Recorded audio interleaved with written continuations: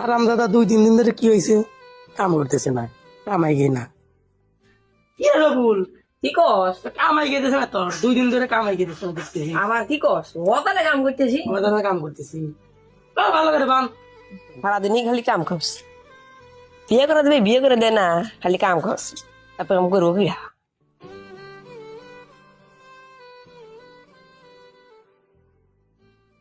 এ ভাই, আমি একটা কাম করবো না। কে কাম করবি নাকি? না, আমাকে বিয়ে করে দেন, আমি একটা কাম করবো না।